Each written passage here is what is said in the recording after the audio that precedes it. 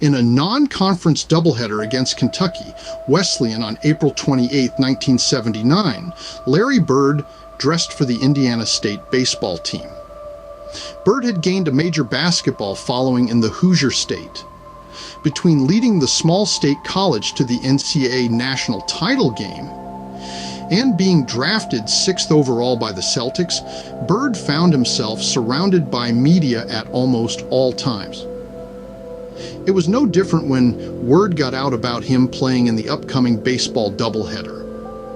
Bird's participation in the baseball game had been heavily advertised, and as hoped, it drew a large and boisterous crowd, said Mike Hayes, who played against Bird for Kentucky Wesleyan.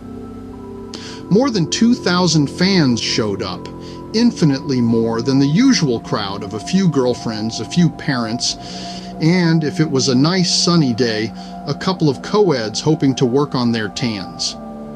Fans spilled out of the grossly inadequate bleachers and into the grass surrounding the field.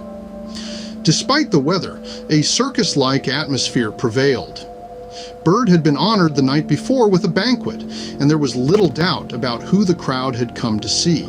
In Game 1, Bird started on the bench, to the dismay of the crowd. When they realized he wasn't in the game, those in attendance began to boo. He was brought in to pinch hit halfway through the first game.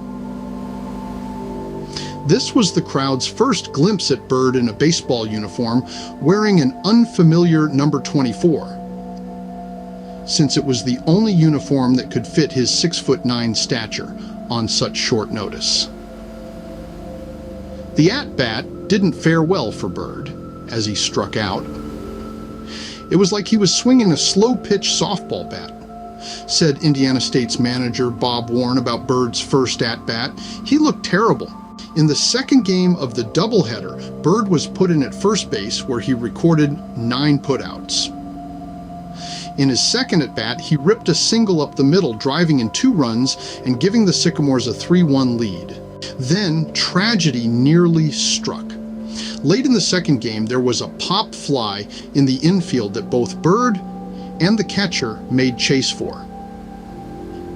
The two collided, with Bird being knocked to the ground. He lied on the ground, not moving. He eventually made it to his feet, to the relief of everyone watching.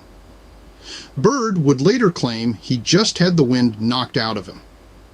Warren decided to remove Bird from the game before any other dangerous situations arose.